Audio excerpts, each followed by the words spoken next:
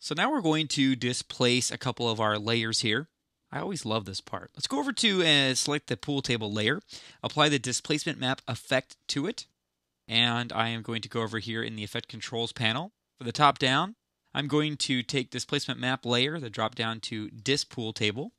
I'm going to change use for horizontal displacement to luminance. I'm going to change use for vertical displacement to off. Take max vertical displacement to 0. We are ready to rock.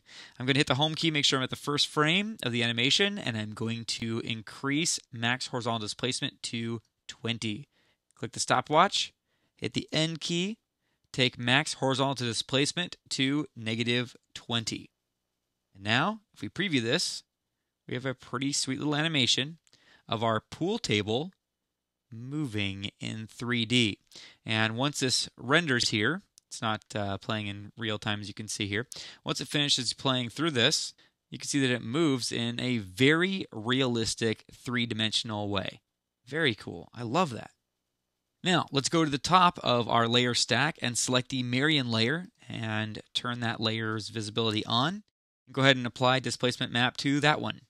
And again, let's take the displacement map layer from Marion to Dismarion.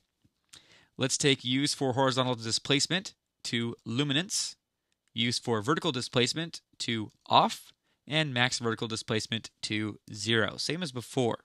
But you'll notice as I move the max horizontal displacement value, that we're seeing some problems with our displacement, at least in my case here.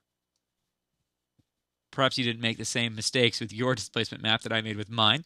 But as I move this around, I could see that her forehead and chin particularly are a little bit off. Now, eventually, if you distort this like crazy, it's going to look terrible. There's no displacement map in the world that's going to look perfect completely at every single value.